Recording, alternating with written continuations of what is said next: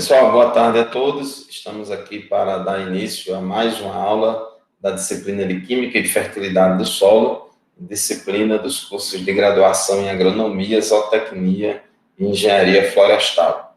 Hoje nós vamos estudar sobre a acidez e a alcalinidade do solo. A acidez e a alcalinidade do solo é medida por meio do pH. O pH, escrito assim mesmo, P minúsculo e H maiúsculo, significa o potencial de hidrogênio iônico. Então, essa medida do pH do solo é uma medida muito importante para avaliar o estado geral do solo em relação à sua fertilidade. Então, por que estudar o pH do solo e o efeito que ele tem nas reações químicas do solo e nas plantas?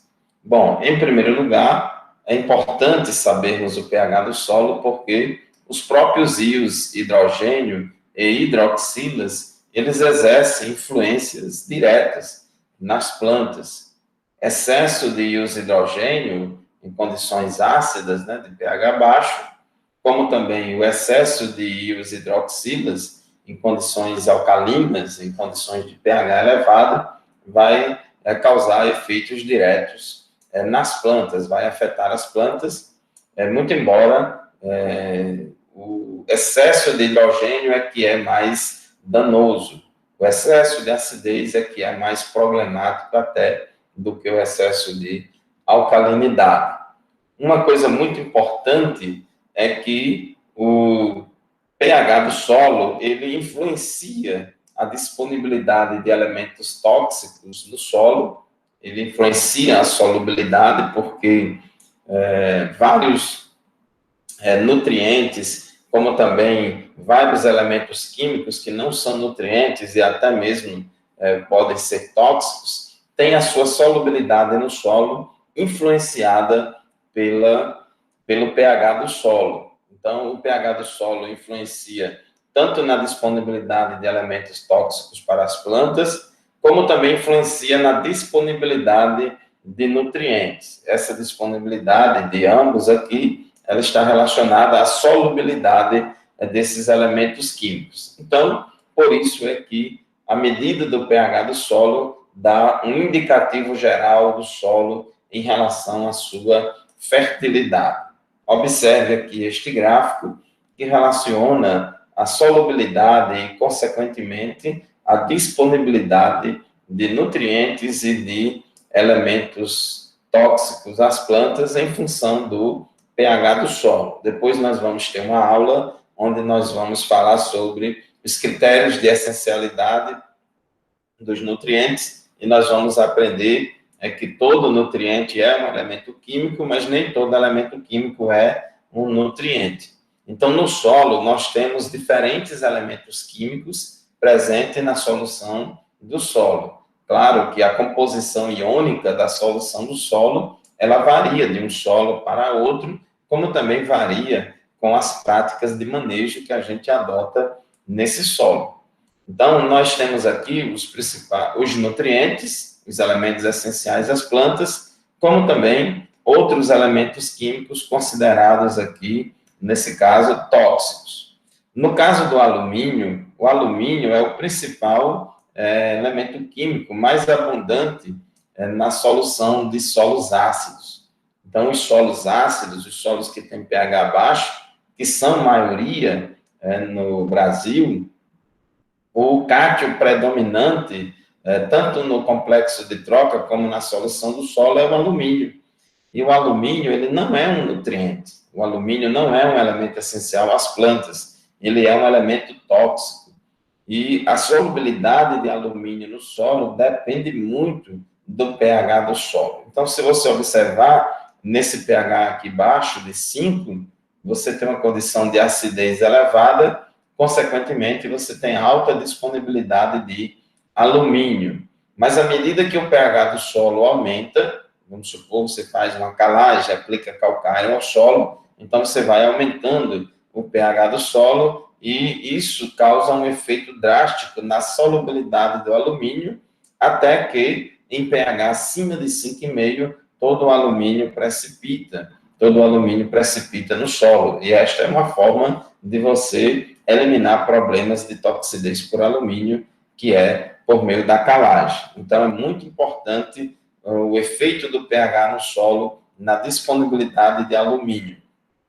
Mas outros elementos tóxicos também podem ocorrer no solo, como é o caso dos metais pesados. O cádmio, o níquel, o chumbo e o mercúrio, eles também têm a sua solubilidade na solução do solo, influenciada pelo pH.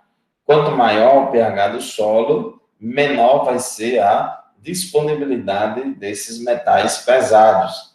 E isso é importante para poder a gente saber em que situação, quais os solos que têm maior ou menor probabilidade de ter problemas com toxidez de metais pesados. Também, o pH do solo influencia não somente na solubilidade de elementos tóxicos, mas também dos nutrientes.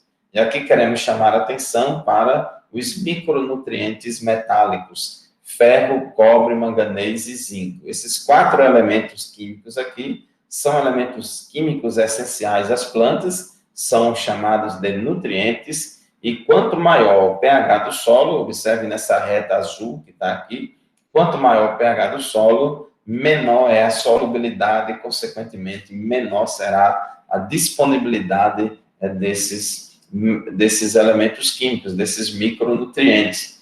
Isso porque, quando você aumenta o pH do solo, a alta concentração de hidroxilas vai precipitar tanto os metais pesados como os micronutrientes e o alumínio na forma de hidróxidos de alumínio, hidróxido de chumbo, hidróxido de cádmio, hidróxido de ferro, hidróxido de zinco e assim por diante.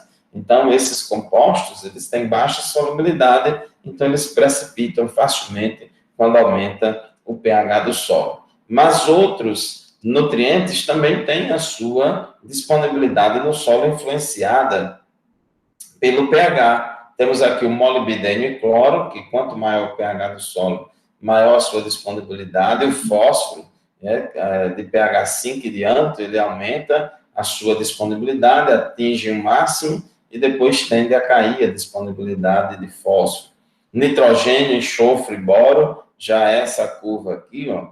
Essa aqui é de potássio, não está marcada aqui, esqueci de marcar, mas essa aqui é de potássio.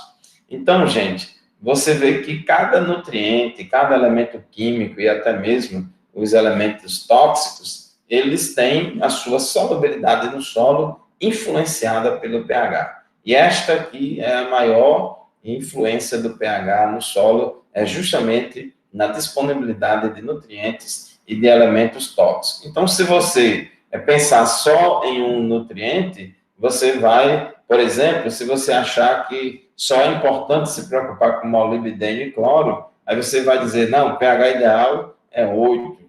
E com isso você vai ter problema na disponibilidade, por exemplo, dos demais, como os micronutrientes. Se você quiser privilegiar, se está preocupado somente com os micronutrientes, aí vai dizer que o pH ideal é 5, mas os outros?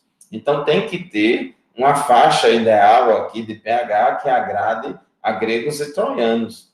Uma faixa ideal de pH que vai dizer para nós que nessa situação ela é o melhor custo-benefício. Então, 6 a 6,5, grave bem esses valores, 6 a 6,5 é a faixa ideal de pH do solo recomendado para a grande maioria das culturas, pH entre 6 e 6,5. Nessa situação, você vai ter boa saturação por bases, vai ter uma boa reserva de cálcio, magnésio, potássio e assim por diante, e não vai ter um pH tão alto que vai dar problema de deficiência de micronutrientes. Algumas culturas mais sensíveis, algumas culturas mais tolerantes à acidez, que não são tão exigentes em cálcio e magnésio, também tolera aí um pH de 5,7, já seria suficiente. Então,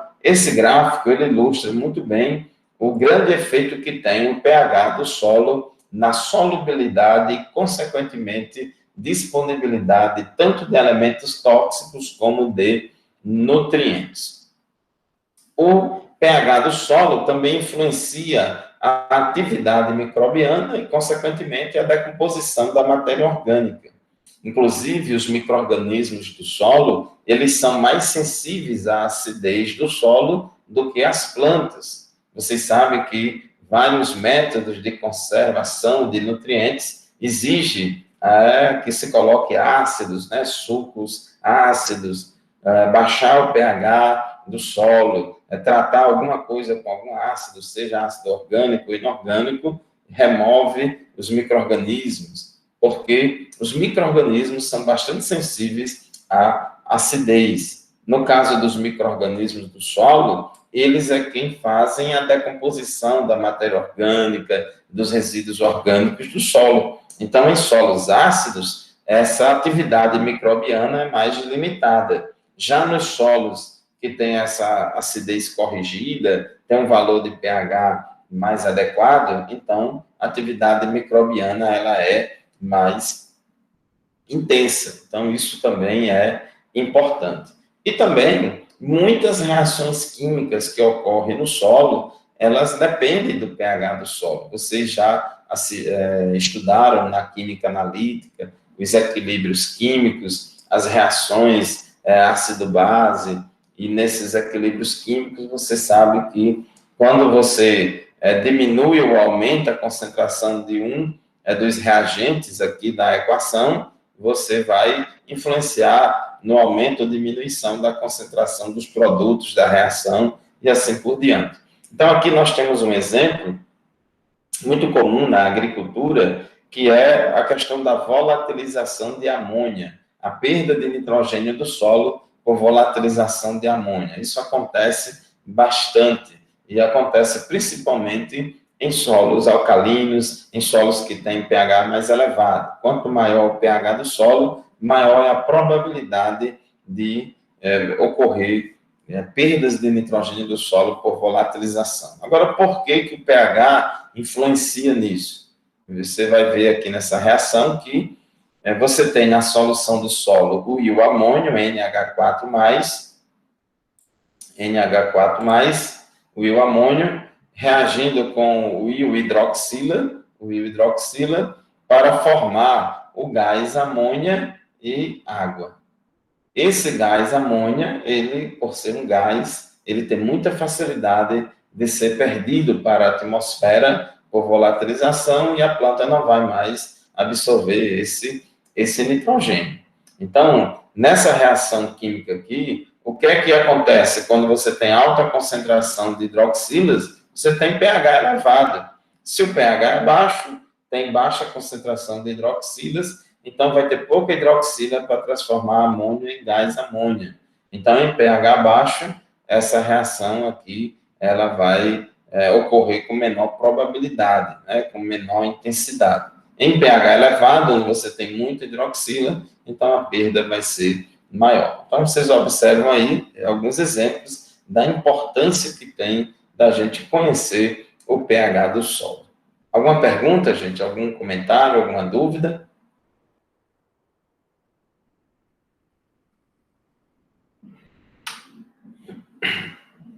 Antes da gente prosseguir, vamos revisar o conceito de ácido e o conceito de base, que vocês já estudaram desde o ensino médio, que vocês vêm estudando isso. Existem várias definições aí na química, de acordo com diferentes pontos de vista, mas nós aqui vamos adotar uma definição bastante simples, dizendo que ácido é qualquer composto orgânico ou inorgânico que contém hidrogênio na sua composição, ou mesmo que não tenha hidrogênio, mas que em solução libera íons H+, em solução aquosa libera íons H+. Então, ácido seria qualquer doador de prótons, né? Qualquer coisa que libere hidrogênio é considerado um ácido. Então, aqui nós temos alguns exemplos. O ácido clorídrico, que é um ácido forte, que dissocia-se completamente em meio aquoso, liberando o íon cloreto e o íon hidrogênio. Então, ele é um ácido porque libera hidrogênio na solução. E esse hidrogênio vem de onde? Veio justamente daqui da molécula do ácido clorídrico. Aqui nós temos o ácido fosfórico, que ao contrário do ácido clorídrico, o ácido fosfórico já é considerado um ácido fraco. Ele libera esses três hidrogênios aqui da molécula parceladamente, não libera tudo de uma vez, não dissocia-se completamente de maneira fácil. Então, na primeira dissociação dele, ele vai liberar um hidrogênio, mas ainda fica dois aqui, e esses dois hidrogênios só serão liberados se você continuar aumentando o pH do solo. Mas o ácido fosfórico, H3PO4, é considerado um ácido porque em solução aquosa ele libera aí os hidrogênios. Observe que esse hidrogênio aqui, ele vem da estrutura aqui da molécula de ácido fosfórico. São dois ácidos inorgânicos. Mas o alumínio, por que o alumínio está aqui? Se você observar, aqui está um átomo de alumínio e o alumínio não tem hidrogênio na sua composição. Mas o alumínio em solução aquosa, ele quebra a molécula de água, ele causa a hidrólise ácida da molécula de água para poder se ligar à hidroxila e liberar o hidrogênio. Então, o alumínio aqui, ó, ele quebra essa molécula de água, se liga à hidroxila, fica na forma bivalente e libera o hidrogênio. E cada átomo de alumínio tem a capacidade de quebrar 3 moléculas de água e liberar 3 hidrogênios. Assim como o ácido fosfórico é um ácido fraco, o alumínio também é um ácido fraco. Assim como o ácido fosfórico ele tem capacidade de liberar 3 hidrogênios, o alumínio também tem capacidade de liberar 3 hidrogênios. Então, ele é um ácido porque em solução libera aí os hidrogênios. E também temos aqui um exemplo de um ácido orgânico, que é o ácido acético. O ácido acético, em água, ele vai liberar o hidrogênio, esse grupamento OH aqui vai dissociar, vai ser desprotonado, esse hidrogênio aqui vai para a solução e vai ficar o ânion aqui acetato. Então, ele é considerado um ácido porque em solução libera aí o hidrogênio. Então, qualquer coisa, qualquer composto químico, qualquer elemento químico, seja orgânico ou inorgânico, que tenha ou não tenha hidrogênio na sua composição, mas que em meio aquoso, se ele liberar hidrogênio, então ele é considerado um ácido. Já no caso do conceito de base, o conceito é semelhante. A diferença aqui é que o que vai ser liberado não é o hidrogênio, mas a hidroxila, o íon OH-. Então, nós temos aqui um exemplo de uma base forte, que é o hidróxido de sódio, ou soda cáustica, que em solução aquosa vai liberar o íon sódio e o íon hidroxila. Aqui temos o CO3 2-, que é o íon carbonato. O carbonato não tem hidroxila na sua estrutura, porém, o carbonato causa a hidrólise alcalina da molécula de água para formar o bicarbonato e liberar a hidroxila. Por outro lado, se por um lado o alumínio causa a hidrólise ácida da molécula de água, liberando hidrogênio, por outro lado, o carbonato causa a hidrólise alcalina da molécula de água, liberando a hidroxila. Aqui nós temos o gás amônia, NH3. Então, o gás amônia em água, se você injetar o gás amônia em água, ele vai reagir com a molécula de água, causar a hidrólise alcalina da molécula de água, vai se ligar a um desses hidrogênios para formar o íon amônio e liberar a hidroxila. Então, gente, ácido é qualquer coisa que libera hidrogênio e base qualquer coisa que libera hidroxila. Isso em meio aquoso. Agora nós vamos ver aqui as diversas causas da acidificação dos solos. Por que os solos se tornam ácidos? Qual é a origem da acidez dos solos? São muitas, porém, tem alguns fatores que têm mais importância do que outros. Em primeiro lugar, nós podemos apontar aqui que o material de origem do solo, ele tem importância, ele influencia na acidez ou alcalinidade do solo. Vocês já pagaram a disciplina de Gênese, Morfologia e Classificação dos Solos e aprenderam os 5 fatores de formação do solo. Vocês viram lá que o clima e os organismos, eles agem sobre o material de origem, causando intemperismo físico e químico, e a questão da pedogênese, da formação do solo, que tudo isso aí é controlada pelo relevo e acontece dentro de um certo período de tempo. Então, o material de origem do solo, que pode ser a rocha subjacente, pode ser a rocha que está lá embaixo do solo, subjacente ao solo, ou o material de origem pode ser já um material pré-intemperizado, um material velho que sofreu intemperismo físico e químico em outro local, em outra região, e foi transportado e depositado naquele local onde se formou o solo que você está trabalhando. Então, alguns exemplos aqui para a gente ilustrar a influência do material de origem na acidez dos solos.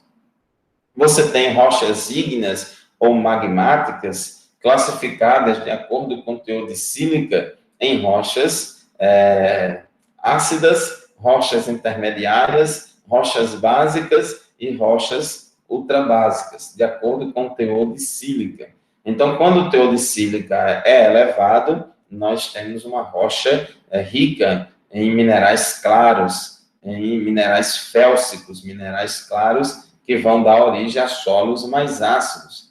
Já quando você tem uma rocha mais rica em minerais escuros, mais rica em minerais ferromagnesianos, como o basalto, por exemplo, você vai ter aí a formação de solos menos ácidos. Aqui, quando a gente analisa o efeito do material de origem do solo, a gente está considerando os demais fatores de formação do solo constante. Quando a gente avalia o efeito de qualquer fator em alguma coisa, a gente avalia considerando que os outros fatores permanecem constantes. Mas a gente sabe que, na realidade, na natureza, todos os fatores atuam conjuntamente. Então, gente, aqui nós temos, por exemplo, o arenito, né, que é uma rocha formada pela cimentação dos grãos de areia. É uma rocha sedimentar, é como se fosse um morro de areia que virou pedra, entre aspas, né? Um morro de areia que virou uma rocha. A diagênese ou formação dessa rocha, arenito, requer que você tenha um cimento para cimentar, para unir as partículas de areia entre si, e esse cimento pode ser a sílica, o calcário ou os óxidos de ferro.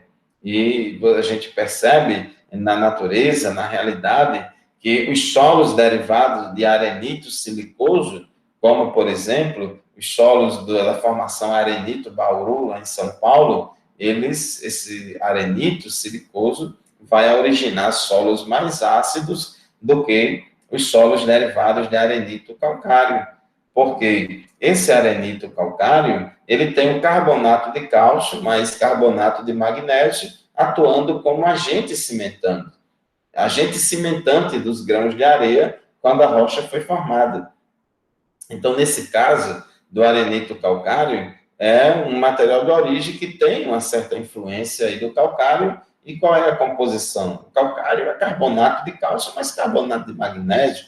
Nós vimos há pouco tempo que o carbonato, ele é uma base, de modo que você tem aí um solo menos ácido quando o arenito é calcário. E quando você tem uma rocha calcária, que é muito comum aqui na nossa região, a Chapada do Apodi é uma região que tem uma geologia aí, formada por essas rochas calcárias que ocorre aqui na região. Então, essas rochas calcárias, quando são intemperizadas, sofrem a ação do intemperismo, elas vão formar solos com pH mais elevado. Então, os solos aqui derivados de calcário, como cambissolo, neossolo litólico, argissolo, vertissolo, chernossolo rêntico. Então, esses solos derivados de calcário, eles são solos com pH em torno de 7, 7,5, e alguns, como alguns vertissolos aqui da região de Mossoró, chega a pH 8, 8,4. Então, o material de origem, ele influencia no pH do solo, na acidez do solo. Além do material de origem, temos também a influência da precipitação pluvial. Esse fator aqui, a precipitação pluvial, a quantidade de chuva que cai em uma determinada região, é um componente do fator clima, considerando lá os 5 fatores de formação do solo. Então, isso é muito importante, é um dos fatores que mais influencia a acidez do solo, é a precipitação pluvial. Então, preste bem atenção nisso aqui. Quanto maior a quantidade de chuva que cai numa região, maior vai ser o intemperismo físico e químico dos minerais que compõem as rochas, que compõem os materiais de origem de solos dessa região. Consequentemente, com esse maior intemperismo, vai haver uma maior liberação de metais alcalinos e alcalino-terrosos, de alumínio, enfim, aqueles elementos químicos que fazem parte dos minerais primários que estão presentes nas rochas, aqueles elementos químicos vão ser liberados em solução. E o que é que vai acontecer? Nós estudamos na aula passada a série eleotrópica e a gente aprendeu que o alumínio ele é trivalente. Então, ele se liga com mais energia às cargas negativas do solo e ele não é lixiviado, ele não é lavado do perfil.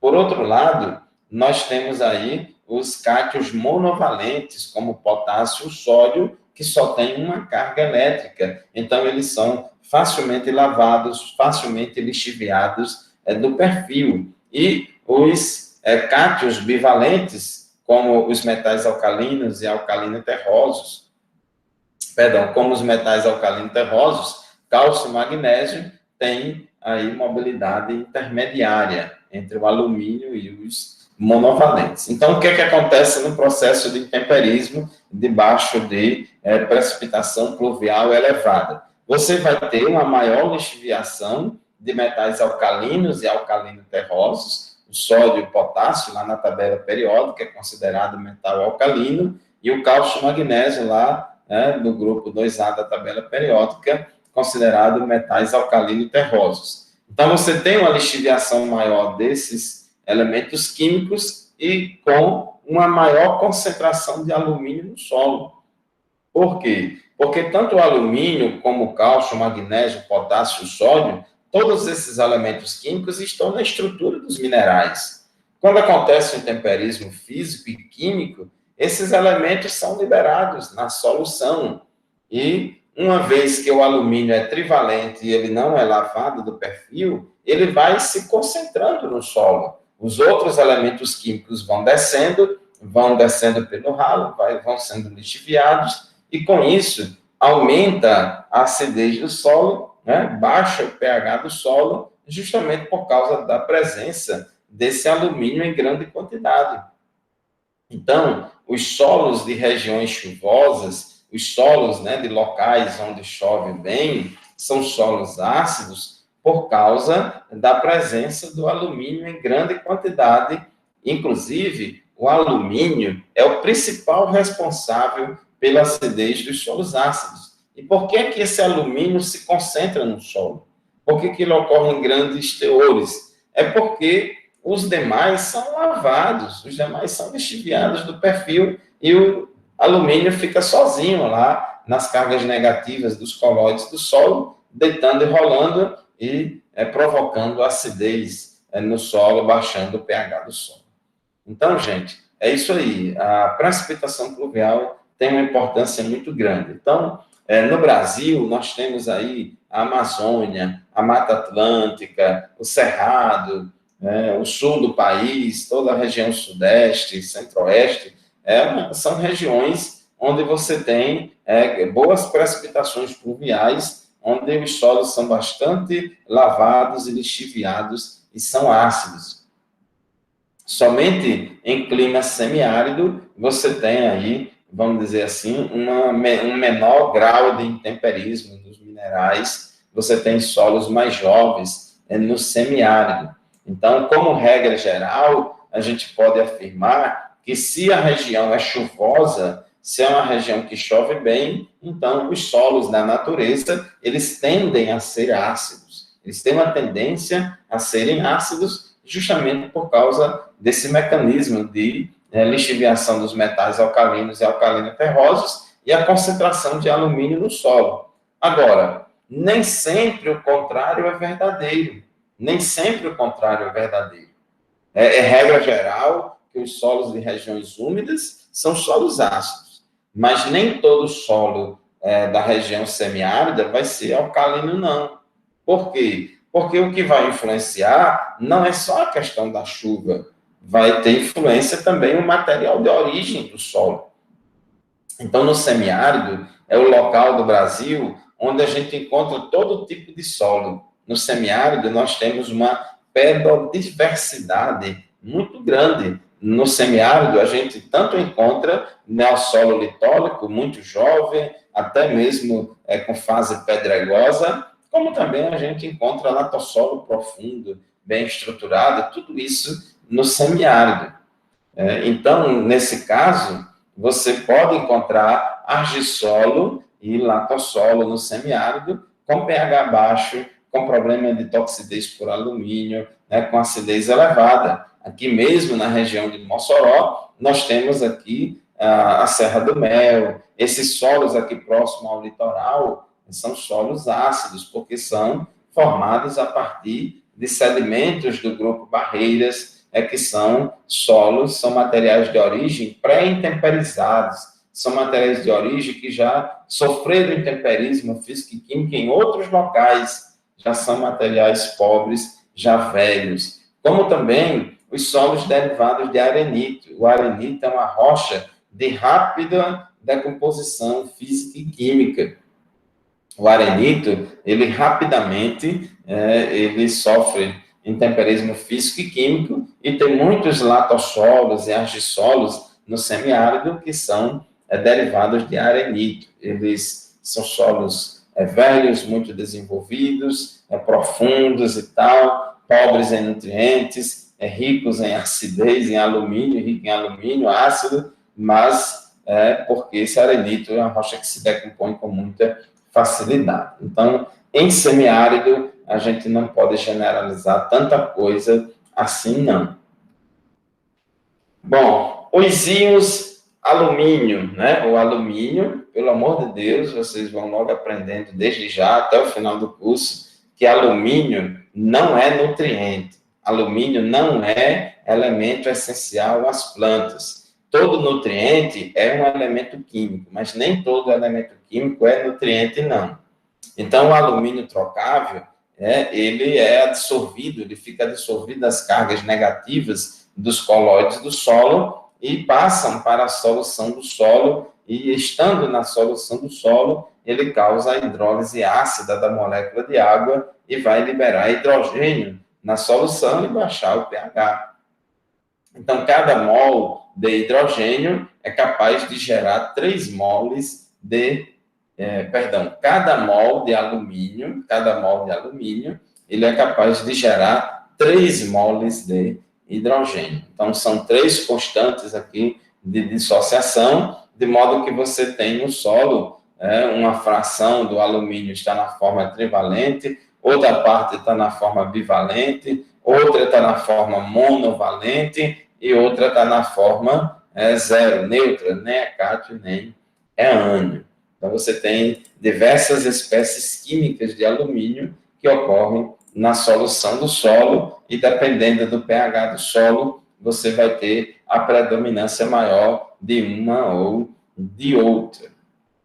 Aqui eu quero chamar a atenção para vocês para o fato de que quando o pH é baixo, muito baixo, em torno de 3, por exemplo, 100% do alumínio da solução ele está na forma trivalente, de Al3+. As outras formas, a bivalente, a monovalente, a neutra e a forma aniônica, você vai ter a ocorrência dela em outros valores de pH. Mas à medida que você aumenta o pH do solo, o que é que acontece? Essa forma trivalente de alumínio, ela cai drasticamente, até zerar aqui no pH 5,5. Esse valor aqui de pH 5,5 é um número que vocês têm que decorar pelo resto da vida. Porque pH 5,5 é o pH acima do qual você não vai mais ter problema de toxidez por alumínio. Porque a solubilidade do alumínio no solo cai drasticamente quando você aumenta o pH de 4 para 5,5. Quando você vai aumentando o pH, olha, essa forma bivalente, ela cresce, o máximo é aqui, depois diminui. A forma monovalente, ela chega a ocupar até 65% do alumínio total do solo, no pH 5, depois ela vai diminuindo.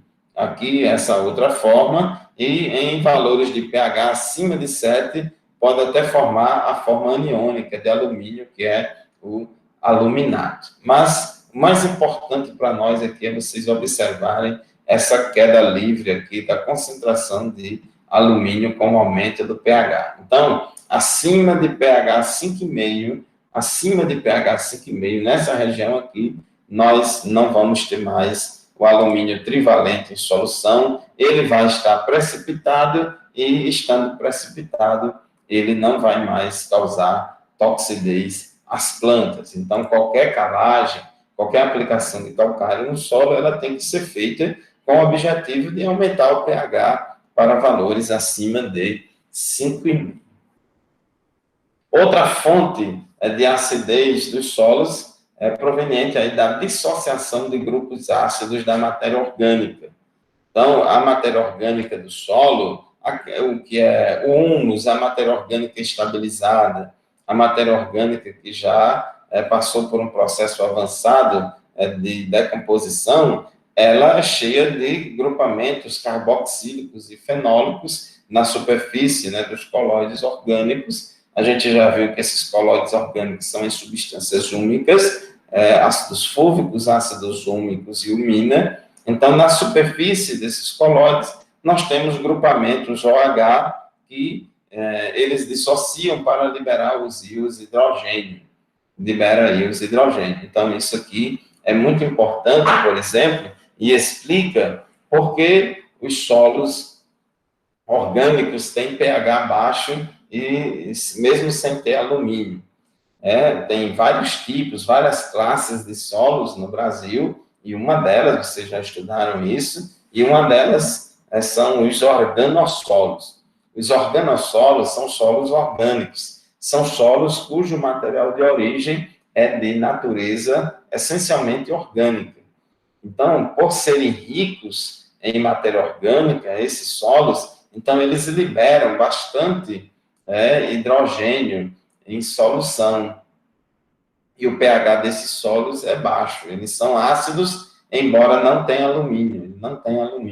O alumínio é proveniente do intemperismo dos minerais. Mas como aqui não é um solo mineral, é um solo orgânico, então você não tem alumínio. Mas mesmo assim, o pH é baixo por causa desses ácidos orgânicos. Outra fonte de acidez dos solos são os fertilizantes nitrogenados. Então, aqui já parte aqui para uma situação de solos cultivados, né? Solos sob agricultura. O sulfato de amônio, por muitos anos, foi o adubo nitrogenado mais usado na agricultura. Quando o sulfato de amônio é dissolvido no solo, você aplica no solo e ele dissolve, então libera o íon amônio e o íon sulfato. O sulfato não vai mexer com o pH do solo, nem vai subir nem diminuir o pH do solo. Mas esse íon amônio aqui, NH4+, no caso aqui são 2 íons amônio, eles vão passar por um processo chamado de nitrificação. Então, a nitrificação, a gente, vamos dizer assim, resume aqui, coloca de uma forma extremamente resumida, mas, na verdade, a nitrificação é todo um conjunto de reações químicas e bioquímicas de oxirredução, mais especificamente de oxidação. Por quê? Porque o nitrogênio do amônio vai ser oxidado a nitrato. O nitrato é a forma de nitrogênio mais oxidada que tem. Então, na oxidação do amônio a nitrato, você tem aí a liberação de íons de hidrogênio. Então, aqui, ó, 2 amônio, né, 2 vezes 4 dá 8 oxigênios, e aqui você tem esses 2 amônios se transformando em 2 nitrato. Observe aqui que na fórmula do nitrato não tem hidrogênio. E para onde foram esses 8 hidrogênios? 4 foram liberados em solução, e os outros 4 formaram 2 moléculas de água. Então, a nitrificação do amônio proveniente dos fertilizantes amoniacais gera acidez no solo. Da mesma forma como também acontece com a ureia, cujo nitrogênio ocorre na forma de amida. Então, a ureia, quando é dissolvida no solo e é decomposta no solo pela enzima urease, nós vamos ter aqui carbonato de amônio. Esse carbonato de amônio vai reagir no solo, mexendo aí com o pH do solo. Esse amônio aqui segue o mesmo destino que a gente já explicou aqui na nitrificação aqui, do amônio e do sulfato de amônio. Então, o amônio da ureia é a mesma coisa também. Ele vai ser oxidado a nitrato e liberar hidrogênio. Então, cada 2 átomos de amônio libera 4 átomos de hidrogênio, né? Cada molécula de ureia libera 4 átomos de hidrogênio. Como a gente viu aqui, que cada molécula de sulfato de amônio libera 4 hidrogênio, da mesma forma. Só que tem um detalhe em relação à ureia, é que a ureia, ela também libera na sua solubilização e decomposição no solo, a ureia libera uma base, que é o carbonato. Então, esse carbonato liberado pela ureia, ele vai causar a hidrólise alcalina da molécula de água para formar o bicarbonato e soltar aqui uma hidroxila. Então, se você observar aqui, temos 4 hidrogênios e 1 hidroxila. Essa hidroxila, ela vai reagir com um desses 4 hidrogênios para formar mais uma molécula de água, e o saldo líquido aqui só vai ser de 3 hidrogênios. Então, só 3 hidrogênios é que vão sobrar. De modo que, na prática, a gente tem observado que, quando você usa o fertilizante nitrogenado ureia, você acidifica menos o solo do que quando usa o sulfato de amônio. Então, esses fertilizantes nitrogenados, eles têm a capacidade de acidificar o solo, como também a mineralização de resíduos orgânicos no solo. A prática agrícola, ela produz bastante resíduos orgânicos. São restos de cultura. Claro que a quantidade de resíduos produzida depende do tipo de cultura. Tem cultura que produz uma maior biomassa vegetal, outra que produz uma menor biomassa vegetal. E, além da quantidade de resíduos orgânicos vegetais produzidos, ainda tem a questão da qualidade desses resíduos orgânicos. Então, o que é que acontece? Quanto maior a quantidade de resíduos orgânicos que estão sendo mineralizados no solo, e aqui tanto faz se for resíduo orgânico de origem vegetal ou animal, quanto maior a mineralização de resíduos orgânicos, maior será a liberação do íon amônio no solo. E liberando o íon amônio no solo, o destino dele é o quê? Virar nitrato. Todo o amônio que é liberado, que chega na solução do solo, não importa se ele vem do sulfato de amônio, da ureia, da adubo químico, da adubo orgânico, restos de cultura, adubo orgânico, seja lá de onde for, o destino de todo e qualquer amônio na solução do solo é virar nitrato, é ser oxidado a nitrato, e com isso libera íons de hidrogênio e contribui para baixar o pH do solo. Nos resíduos orgânicos, o nitrogênio está na forma reduzida, na forma de proteínas, aminoácidos e demais compostos nitrogenados que existem dentro dos resíduos. Então, todo esse nitrogênio orgânico é oxidado a nitrogênio inorgânico e liberado na solução na forma de amônio. Na forma de amônio. Então, só depois disso é que os micro-organismos, as bactérias nitrificadoras, vão oxidar o amônio a nitrato e assim contribuir para acidificar o solo. Os ácidos orgânicos que são liberados nesses resíduos orgânicos também contribuem para a acidificação do solo e o próprio CO2, porque quando você incorpora resíduos orgânicos no solo, você estimula o crescimento e a multiplicação da biomassa microbiana, da respiração microbiana, e vai aumentar a concentração de CO2, porque esses micro-organismos aí são aeróbicos. Eles absorvem o oxigênio na respiração e expelem o CO2. Então, quanto maior a concentração de gás CO2 na solução do solo, maior vai ser a formação de ácido carbônico e, consequentemente, maior vai ser a acidificação do solo. Então, pessoal aí que trabalha muito com resíduos orgânicos, etc., sabe que você tem uma maior acidificação do solo com isso. Até mesmo o tipo de cultura influencia. Ainda, gente, com relação a essa questão de resíduos orgânicos, você não deve levar em conta apenas a quantidade de resíduos, mas a qualidade em termos de riqueza de nitrogênio. Quanto mais rico for o resíduo orgânico em nitrogênio, em proteína, em aminoácidos, etc., maior vai ser a quantidade de amônio liberada na solução. Então, por exemplo, uma palhada de soja, soja é uma planta que é rica em nitrogênio, rica em proteína. Então, um resto de cultura, uma palhada de soja é muito mais rica em nitrogênio orgânico do que uma palhada de milho. De modo que um resíduo orgânico que tem origem em um material rico em proteína, seja palhada de soja, palhada de feijão, torta, essas tortas vegetais, torta de mamona, etc. Então, esse material é mais rico em nitrogênio e vai acidificar mais o solo. As culturas, de modo geral, elas absorvem mais cátions do que ânions. E para cada cátion em excesso que a planta absorve, ela expele pelas raízes um hidrogênio na solução do solo para que haja a manutenção do equilíbrio elétrico, tanto dentro da planta quanto da solução do solo.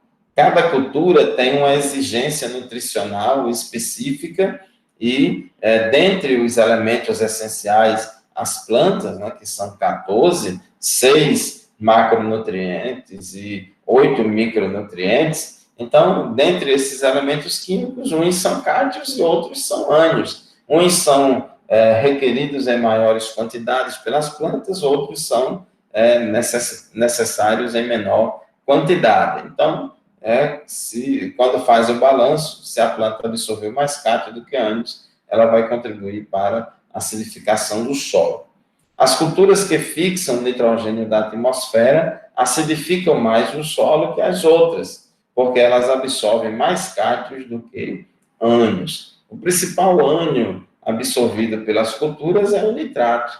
Então, se você cultiva uma planta e não faz adubação nitrogenada, e, por outro lado, você faz a inoculação da bactéria fixadora de nitrogênio, então você vai fazer com que essa planta não absorva nitrato. Então, a proporção de cátions em relação a ânions que ela absorve é muito grande. Então, as culturas que fixam o nitrogênio da atmosfera, como soja, elas tendem a acidificar mais o solo do que as outras. Então, essas são as fontes de acidez do solo, são as causas da acidez dos solos. E só lembrando que a maioria dos solos brasileiros é formada por solos ácidos. Alguma dúvida, gente? Eu fui claro nisso aí que falamos até aqui? Fontes de alcalinidade do solo. Por que que os solos alguns solos são alcalinos ou se tornam alcalinos? Queremos chamar a atenção de algumas coisas. Já falamos lá da questão do material de origem calcário gerando solo alcalino, mas queremos pontuar aqui pelo menos 3 causas da alcalinidade do solo. Uma delas, que já adiantamos, é a questão de chuva. Então, quando você tem pouca chuva, clima semiárido, por exemplo, com pequenas pequenas precipitações pluviais, então você tem um intemperismo físico e químico dos minerais mais lento, menos intenso, que vai ser menor a lixiviação de metais alcalinos e alcalino-terrosos do perfil e, consequentemente, também vai ser menor a concentração de alumínio no solo. Se você concentra menos alumínio no solo, você vai ter uma menor acidez do solo, ou seja, vai ter um pH alto. Não confunda, viu? Essa questão de acidez e pH. Quando o pH é baixo, a acidez é elevada. Quando o pH é alto, a acidez é baixa, certo? Então, solos de semiárido, de modo geral, tendem a ter pH um pouco maior do que os solos de regiões úmidas. Então, onde é que no Brasil você encontra solo alcalino? Onde é no Brasil que você encontra solo com pH elevado? É só aqui no semiárido, porque aqui chove pouco. Então, chove pouco, você tem menor intemperismo dos minerais, menor lixiviação de metais alcalino e alcalino-terrosos, você tem menor concentração de alumínio, consequentemente, menos acidez. Agora, eu disse a vocês que todo solo de região úmida, ele tende a ser ácido, mas o contrário nem sempre é verdadeiro. Então, em região semiárida, você também encontra solos ácidos.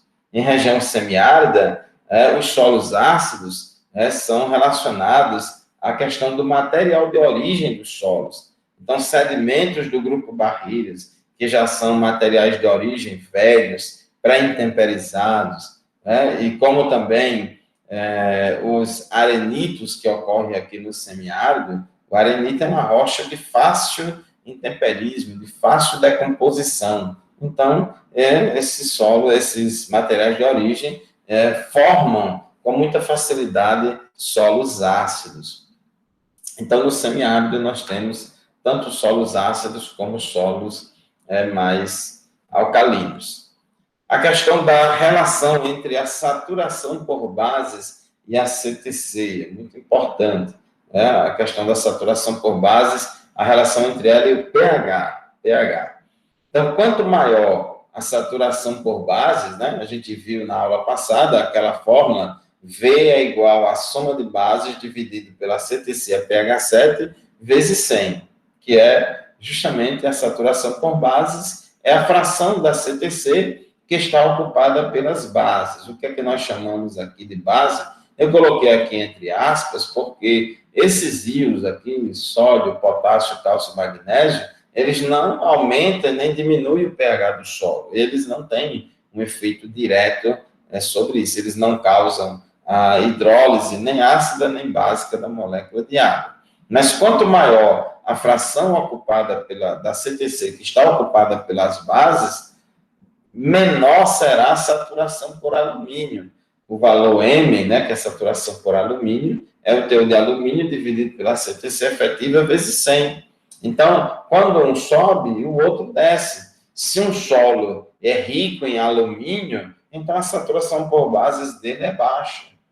Se um solo tem alta saturação por bases, o teor de alumínio dele, a saturação por alumínio dele é baixa, porque quando um sobe, o outro desce. Agora, a relação entre pH e saturação por bases, esta sim é diretamente proporcional. Então, quanto maior a saturação por bases, maior é o pH do solo. Aqui nós temos um gráfico com dados reais de 20 solos representativos do estado de São Paulo, onde temos que, quanto maior a saturação por bases, maior é o pH. Então, existe uma relação estreita, diretamente proporcional entre pH e saturação por bases. De importância muito interessante para nós aqui do semiárido é a questão da qualidade da água de irrigação. A qualidade da água de irrigação tem influência na acidez e alcalinidade do solo. Por quê? Porque muitas águas de irrigação são águas que têm uma certa quantidade, uma quantidade considerável de bicarbonatos, e algumas até podem acontecer de ter carbonato. Então, esses íons aqui, que são ânions, a gente chama de íons básicos ou ânions básicos, por quê? Porque a gente já viu que são bases. Eles, em água pura, causam hidrólise alcalina da molécula de água e libera íons hidroxilas. Então, esses íons básicos, principalmente o carbonato, geralmente proveniente do material de origem ou da água de irrigação, aumentam o pH do solo. Quando o solo é derivado de calcário, você tem aí a presença de carbonato e bicarbonato na própria rocha. E essa rocha vai sofrer intemperismo, evidentemente que vai liberar muitos bicarbonatos e carbonatos na solução do solo, e isso vai aumentar o pH. Mas eu quero chamar a atenção de vocês para a questão da água de irrigação. Nós aqui no Nordeste praticamos muito a irrigação e irrigamos com águas de diferentes fontes. Existem águas mais salinas, águas menos salinas, águas mais alcalinas, águas com pH já mais baixo. Então, aqui, por exemplo, na região da Chapada do Apodi, na região de Mossoró, Baraúna, nós temos aqui a utilização de águas subterrâneas, águas de poços. E nós temos 2 aquíferos de água subterrânea aqui na região. Uma é o aquífero Arenito-Açu, que é profundo, os poços são bastante profundos, alguns chegam a 900, a 1.000 metros de profundidade. Então, esses poços profundos, eles produzem água, eles dão acesso, vamos dizer assim, a água do Arenito-Açu, que é uma água que tem teor de bicarbonato baixo, tem baixo teor de bicarbonato. Já no caso do aquífero calcário, já é um aquífero mais raso. Os poços são mais rasos, porque em toda a formação calcária, o calcário é uma rocha que você tem, na formação dela, fica muitas galerias e muitas cavernas. Então, existem muitas cavernas e galerias no interior do calcário, e essas cavernas e galerias, elas são abastecidas com a água da chuva, Então, essas águas nas galerias e fendas e cavernas do calcário, essas águas, à medida que vão circulando nessas rochas, essas águas vão se enriquecendo de bicarbonato de cálcio, principalmente, como também de bicarbonato de magnésio. Então, esses bicarbonatos presentes na água de irrigação do poço cavado lá no aquífero calcário, elas têm um poder alcalinizante considerável dos solos. Então, se você pega, quando você irriga com essa água do aquífero calcário, em outras palavras, você está fazendo uma calagem líquida. Você está fazendo uma calagem líquida, você está colocando bases no solo através da água de irrigação. O bicarbonato é o principal base que ocorre nessas águas de irrigação. Se você pega um solo arenoso, que tem baixa capacidade de tampão da acidez, então o pH dele sobe com muita facilidade.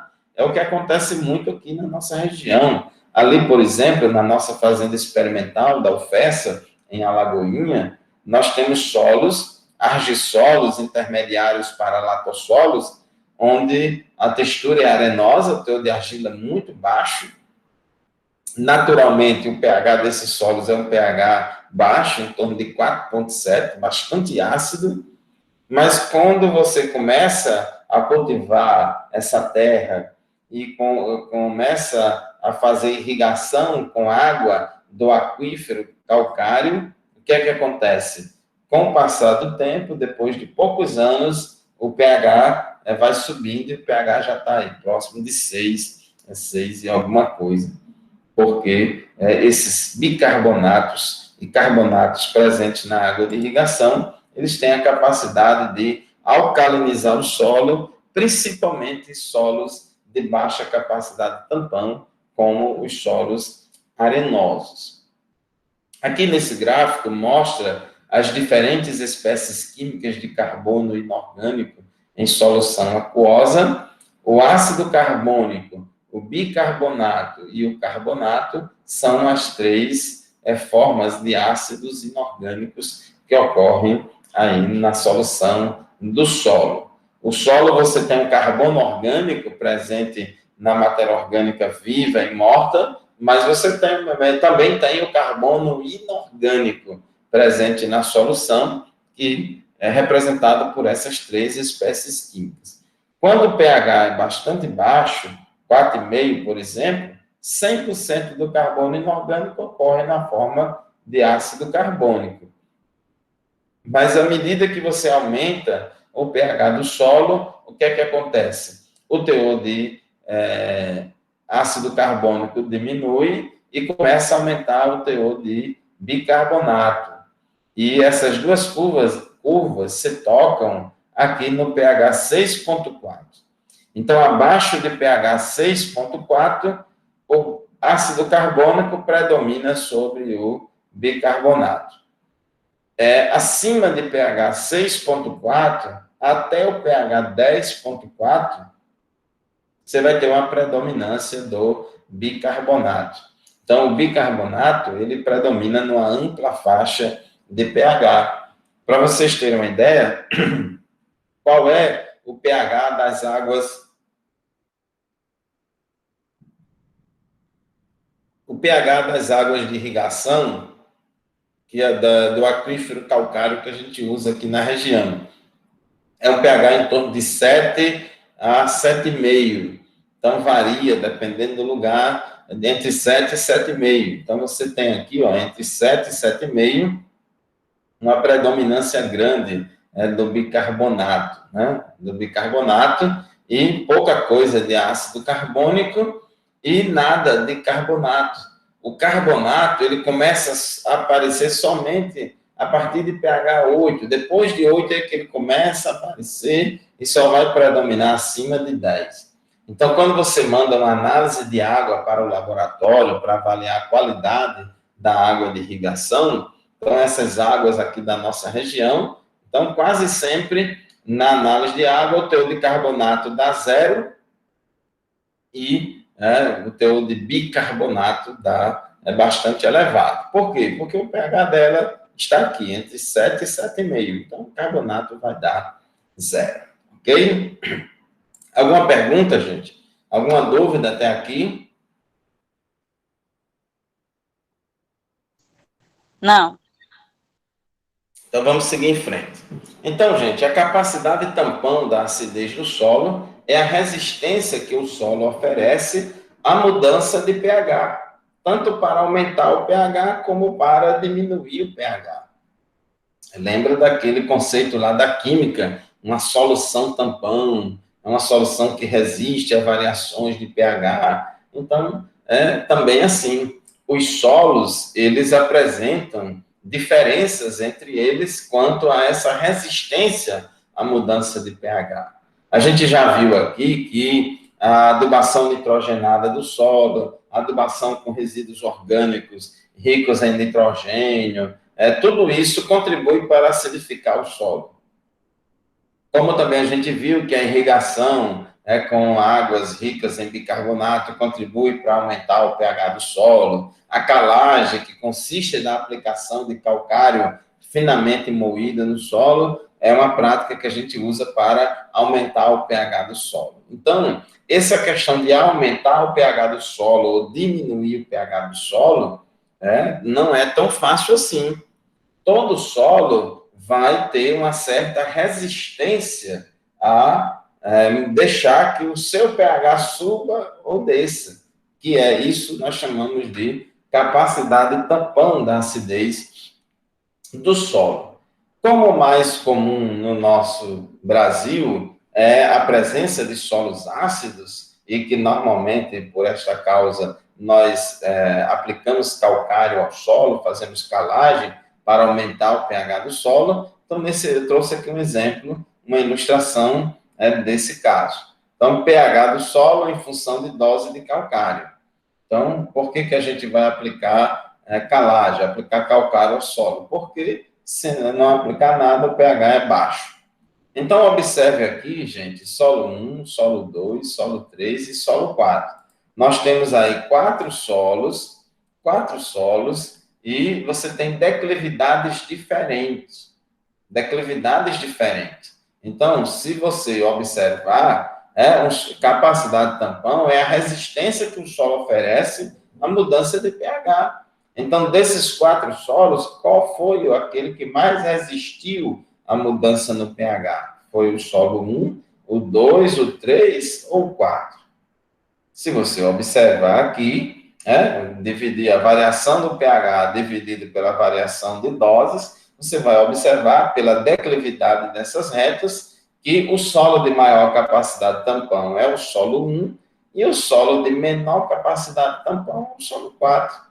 Por quê? Porque o solo 4, ele resistiu pouco, ele não resistiu quase nada à mudança de pH. Qualquer variaçãozinha de dose já causou uma grande variação no pH.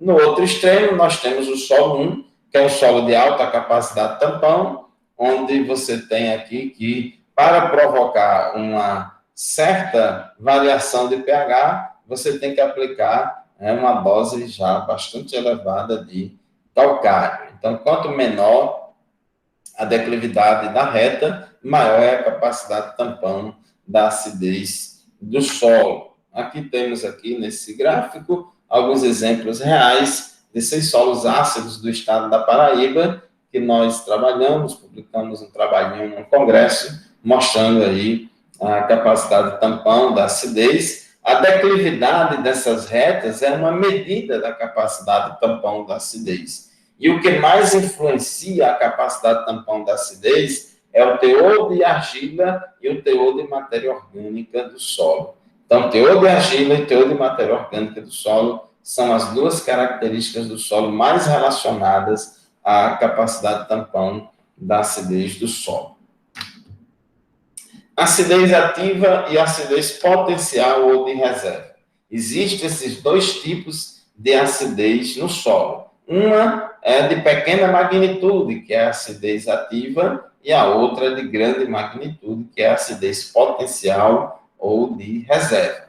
Aqui é comparado com a acidez ativa, é comparada com o dinheiro que você anda no bolso, na carteira, que é em pequena quantidade para uso imediato. Já a acidez potencial ou de reserva é comparada aí ao dinheiro que você tem guardado no banco, que é muito dinheiro, mas ambas estão em equilíbrio. Então, a acidez ativa deve-se à presença de íons de hidrogênio em solução. Nós medimos a concentração desses íons por meio do pH, potencial de hidrogênio iônico. Só que essa acidez ativa na solução do solo, embora seja pequenininha, ela está em equilíbrio com a acidez potencial ou de reserva. Então, essa acidez potencial ou de reserva, ela está na fase sólida do solo. Deve-se à presença de hidrogênio mais alumínio adsorvido às superfícies dos colóides do solo. É aquele H mais Al que a gente falou na aula passada, que a gente soma com a soma de base para obter a CTC. Então, aquela análise química que dá o valor de acidez potencial, que é o teor de hidrogênio mais alumínio. Essa acidez potencial é extraída do solo com acetato de cálcio, 0,5 mol por litro, e depois titulado com NaOH. Então, ambas as acidez, elas estão em equilíbrio. E esse valor de acidez potencial ou de reserva, ele é diretamente proporcional à capacidade de tampão da acidez do solo. Quanto maior a acidez potencial de reserva, maior vai ser a capacidade de tampão da acidez do solo. Como é que nós medimos, né, o pH do solo? Lembrando aí do que vocês já estudaram lá na química analítica, a ionização da água, ela se decompõe, liberando o hidrogênio e hidroxila. Você tem aqui uma constante, né, de 1 vezes 10 a menos 7, a concentração de hidrogênio, e que é igual a de hidroxila. Então, se eleva ao quadrado, vai ter 1 vezes 10 a menos 14, né? Colocando aqui, fazendo menos log, né? Linguagem aqui do pK, né? Quando você faz o menos log, aí você expressa o valor em potencial, né? Potencial, o pK dá 14. Então, gente, o pH é menos log da concentração de H+. E o complemento para 14 é o POH, que é menos log da concentração de H-. Então, você não precisa medir o pH e depois medir o pOH. Nenhum laboratório tem instrumento para medir o pOH, não. Todo laboratório mede o pH, que é o menos logarítmico da concentração de hidrogênio. Quando você mede o pH, automaticamente você sabe qual o valor do pOH, porque é o complemento para 14. Então, você já sabe disso aí. Preste atenção nisso aqui, que é muito interessante, porque na prática nós temos muita necessidade de fazer calagem de solo ácido para subir o pH de solo ácido. Mas observe o seguinte detalhe que é importante. Para aumentar o pH do solo de 5 para 5,5, ou seja, eu vou aumentar, subir aqui um incremento de 0,5 unidade de pH, eu vou gastar mais calcário do que para aumentar o pH do solo de 5,5 para 6. Observe que aqui o incremento é de 0,5 unidade e aqui também. Mas por que eu vou gastar mais calcário para aumentar de 5 para 5,5 do que de 5,5 para 6? Isso aí é a questão da escala de pH. pH é menos log de H+. Então, isso aqui não é uma reta. Aqui é uma curva logarítmica. Então, se você observar os dados aqui pela tabela, então aqui você tem no pH 4,5, 31,62 a concentração de hidrogênio, no pH 5 a concentração de hidrogênio é 10, no pH 5,5 a concentração é 3,16, no pH 6 a concentração é 1 e assim por diante. À medida que vai se aproximando de 7, vai diminuindo a concentração de hidrogênio. Então, o que é que acontece? De 5 para 5,5, para aumentar o pH de 5 para 5,5, eu vou ter que neutralizar 10 menos 3,16. Ou seja, para aumentar o pH de 5 para 5,5, eu vou ter que neutralizar 6,84 de hidrogênio. Já para aumentar de 5,5 para 6, eu só vou precisar neutralizar 2,16. E se for subir o pH de 6 para 6,5, eu vou ter que neutralizar somente 0,68. Enfim, o que é que acontece? Quanto mais distante o pH estiver de 7, né? Quanto mais longe o pH estiver de 7, mais difícil é dele sair do canto. É mais difícil de você subir o pH. Você vai gastar muito calcário, né, para poder subir esse pH quando está longe de 7. Agora, pH do solo próximo a 7, 6,5, 6,7, 6,8. Então, isso aí não tem muita diferença na prática, porque a concentração de hidrogênio iônico é muito pequenininha, né? Por exemplo, de 6,5 para 7 é só 0,22. Então, isso aqui é muito importante. A escala de pH não é linear, não é uma reta, é logarítmica. Ok? Compreenderam isso aí? Sim, professor. Ok. Então, para terminar, como é que nós medimos o pH do solo. Nós usamos o método potenciométrico. Nós usamos o famoso pH de bancada. Todo laboratório tem aí um pH de bancada, que tem um eletrodo, né, um potenciômetro, que mede o potencial de hidrogênio iônico, seja de uma solução, de uma suspensão ou de qualquer coisa. Então, no caso do solo, nós não medimos o pH da solução do solo. A gente não extrai a solução do solo para medir o pH, porque isso seria muito trabalhoso e demorado e caro. Então, nós medimos o pH da suspensão solo-água ou da suspensão solo-solução salina. O mais comum, os laboratórios de rotina do Brasil e do mundo, o mais comum é eles medirem o pH do solo na suspensão aquosa, na proporção ou relação solo-água de 1 para 2,5.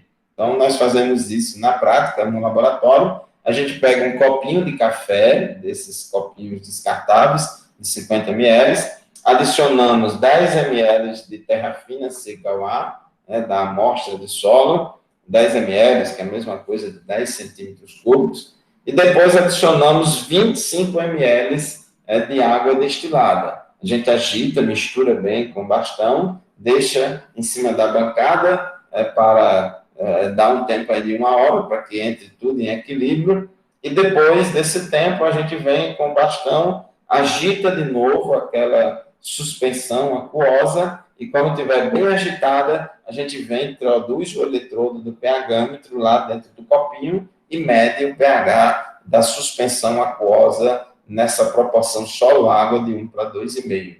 Então, aí é o pH do solo. Então, sempre que você estiver lendo um artigo científico, um livro, quando se falar no valor de pH, o pH é tanto e tanto, então está se referindo a pH em água.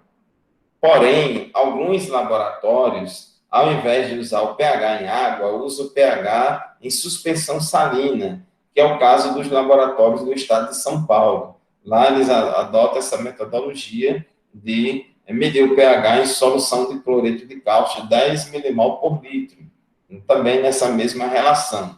O pessoal da pedologia, para a classificação do solo, para saber se um solo é elétrico positivo, elétrico negativo, tem que calcular o delta pH, não sei o que mais lá. Então, o pessoal da pedologia tanto analisa o pH em água, como também o pH em KCl, 1 mol por litro. Então, nessa suspensão salina, a única diferença é que, ao invés de usar água, usa essa solução. E o que é que acontece? Quando você tem um solo que tem a presença de alumínio, quando você vai medir o pH numa suspensão salina, seja com cloreto de potássio ou cloreto de cálcio, você vai ter um pH mais baixo do que se você medir em água. Por quê? Porque o alumínio, que está nas cargas negativas dos colóides do solo, ele passa para a solução, porque o cloreto de potássio, o cloreto de cálcio em alta concentração, vai deslocar o alumínio das cargas negativas para a solução.